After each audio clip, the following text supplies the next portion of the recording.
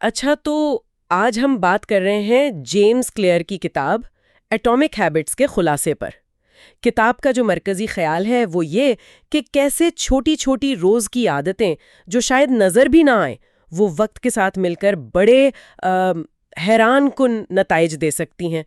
تو آج کا مقصد ہے کہ اس خلاصے سے وہ اہم باتیں نکالی جائیں جو زندگی میں اچھی عادتیں بنانے میں مدد دیں۔ اور جو سب سے دلچسپ بات مجھے لگی وہ یہ دعویٰ کہ روز صرف 1% بہتری اگر لائیں تو سال کے آخر تک آپ 37 گنا بہتر ہو سکتے ہیں۔ یہ تو بالکل الٹ ہے نا اس سوچ کے کہ بڑی کامیابی کے لیے کوئی بہت بڑا قدم اٹھانا پڑتا ہے۔ یہ تو جیسے وہ کمپاؤنڈ انٹرسٹ ہوتا ہے ویسے ہی عادتوں کے لیے۔ کیا یہ واقعی اتنا سیدھا ہے؟ جی، یہ سننے میں تو بہت سادہ لگتا ہے، لیکن اصل گہرائی اس کے پیچھے جو نظام یعنی سسٹم پر زور ہے نا، اس میں ہے۔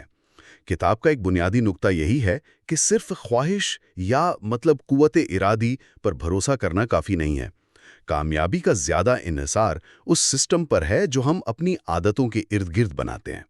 دیکھیں، قوت ارادی تو کم زیادہ ہوتی رہتی ہے نا، لیکن ایک اچھا سسٹم آپ کو ٹریک پر رکھتا ہے، چاہے موٹیویشن کم بھی ہو۔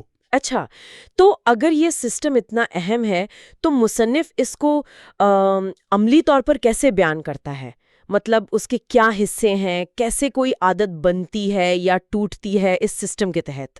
جی، مصنف نے اس کو ایک 4 قدمی ماڈل میں سمجھایا ہے۔ اشارہ یعنی کیو، پھر خواہش یعنی کریونگ، پھر عمل یعنی رسپانس، اور آخر میں انعام یعنی ریوارڈ۔ اشارہ آپ کے دماغ کو ایک طرح سے جگاتا ہے، خواہش آپ کو وہ کام کرنے پر اکساتی ہے، عمل وہ اصل عادت ہے جو آپ کرتے ہیں، اور انعام سے آپ کی وہ خواہش پوری ہوتی ہے۔ اور دماغ یہ سیکھتا ہے کہ اچھا یہ دوبارہ کرنا ہے۔ تو یہ چاروں مل کرنا ایک فیڈ بیک لوپ بناتے ہیں۔ یہی ہر عادت کی بنیاد ہے۔ اب اگر اچھی عادت بنانی ہے تو ان چاروں مراحل کو واضح، پرکشش، آسان اور اطمینان بخش بنانا ہوتا ہے۔ صحیح، یہ تو ہوئی عادت کی میکینکس کہ وہ کام کیسے کرتی ہے، لیکن میں نے یہ بھی سنا ہے کہ کتاب صرف رویے بدلنے تک نہیں رہتی، ایک شناخت پر مبنی عادات یا آئیڈینٹی بیسڈ ہیبٹس کا بھی تصور ہے۔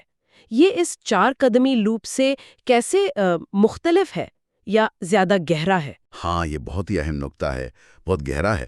شناخت پر مبنی عادات کا مطلب یہ ہے کہ آپ اپنی توجہ اس پر رکھیں کہ آپ کس قسم کا انسان بننا چاہتے ہیں، بجائے اس کے کہ آپ کیا حاصل کرنا چاہتے ہیں۔ مثال کے طور پر یہ سوچنے کے بجائے کہ مجھے وزن کم کرنا ہے، جو کہ ایک نتیجہ ہے، آپ یہ سوچیں کہ میں ایک صحت مند انسان ہوں۔ یہ شناخت ہے۔ جب آپ اپنی شناخت کو اپنی مطلوبہ عادتوں سے جوڑ لیتے ہیں تو وہ عادتیں آپ کی شخصیت کا حصہ بننے لگتی ہیں۔ پھر ان کو نبھانا زیادہ قدرتی لگتا ہے، آسان ہو جاتا ہے۔ یہ تبدیلی اندر سے باہر آتی ہے۔ واہ، یہ تو واقعی بہت دلچسپ ہے کہ صرف سوچ بدلنے سے عمل پر اتنا اثر پڑ سکتا ہے۔ اچھا، اس کے علاوہ کتاب ماحول کی طاقت پر بھی کافی زور دیتی ہے۔ کیا یہ صرف یہی ہے کہ میز صاف رکھو یا جم کے کپڑے رات کو نکال کے رکھ لو، یا اس میں کچھ اور گہرائی ہے؟ نہیں، ماحول کا کردار اس سے کہیں زیادہ آپ کہہ لیں لطیف بھی ہے اور طاقتور بھی۔ یہ صرف چیزوں کو ترتیب دینا نہیں ہے، اصل چیز ہے ایسے اشارے ڈیزائن کرنا جو آپ کو خود بخود صحیح سمت میں لے جائیں۔ جیسے آپ نے کہا، اگر صحت مند کھانا ہے تو پھل سامنے رکھ دیے، جنک فوڈ نظروں سے دور کر دیا۔ یہ ماحول کو اپنے حق میں استعمال کرنا ہے۔ یا جیسے اگر فون کم استعمال کرنا ہے تو اسے دوسرے کمرے میں چارج پہ لگا دیا۔ اس طرح آپ ماحول کو اپنا ساتھی بنا لیتے ہیں تاکہ اچھی عادتیں اپنانا آسان ہو جائے اور بری عادتوں میں رکاوٹ آئے۔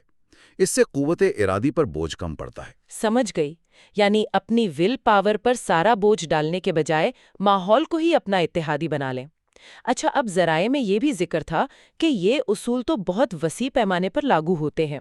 کیا آپ تھوڑا بتا سکتے ہیں کہ یہ مختلف لوگوں کے لیے کیسے کام آ سکتے ہیں، جیسے طلبہ یا کاروباری لوگ؟ بالکل، یہی تو اس کی خوبصورتی ہے کہ یہ اصول یونیورسل ہیں۔ جیسے طلبہ ہیں، وہ اپنی پڑھائی کی عادتیں بہتر کر سکتے ہیں۔ ایک خاص جگہ اور وقت مقرر کر لیں، یہ اشارہ ہو گیا۔ موضوع کو دلچسپ بنانے کی کوشش کریں، یہ خواہش کو بڑھائے گا۔ چھوٹے چھوٹے حصوں میں پڑھیں، یہ عمل کو آسان کرے گا۔ اور پھر خود کو چھوٹا سا بریک دیں، یہ انعام ہو گیا۔ اسی طرح فری لانسرز ہیں، وہ اپنے کام کرنے کی جگہ کو بہتر بنا کر ڈسٹریکشنز کم کر کے اپنی پروڈکٹیوٹی بڑھا سکتے ہیں۔ کاروباری لوگ ہیں، وہ مستقل مزاجی لانے کے لیے بڑے اہداف کو چھوٹے قابل پیمائش قدموں میں توڑ کر ایک سسٹم بنا سکتے ہیں۔ تو یہ زندگی کے تقریباً ہر شعبے میں بہتری لانے کا ایک فریم ورک ہے۔ تو خلاصہ یہ ہوا کہ اٹامک ہیبٹس کا جو بنیادی پیغام ہے وہ بڑی چھلانگیں مارنے کے بجائے چھوٹی لیکن مستقل مسلسل بہتری پر ہے۔ کامیابی کا راز شاید بڑے فیصلوں میں اتنا نہیں جتنا روزمرہ کے چھوٹے سمجھداری والے انتخاب میں ہے، اور ان سسٹمز میں جو ان انتخاب کو سپورٹ کرتے ہیں۔ جی ہاں، بالکل۔ اور یہ ہمیں سوچنے پر مجبور کرتا ہے نا؟ چونکہ کتاب سسٹم اور شناخت بدلنے پر اتنا زور دیتی ہے، تو ان خیالات کی روشنی میں کوئی بھی شخص آج اپنی زندگی میں کون سی ایک بالکل چھوٹی سی معمولی سی تبدیلی لا سکتا ہے، یا کوئی ایک چھوٹا سا سسٹم بنا سکتا ہے، یا اپنی شناخت کے بارے میں ایک نیا انداز سوچ سکتا ہے۔ یہ ایک عملی سوال ہے جس پر غور کیا جا سکتا ہے، اور شاید یہی تبدیلی کا پہلا قدم ہو۔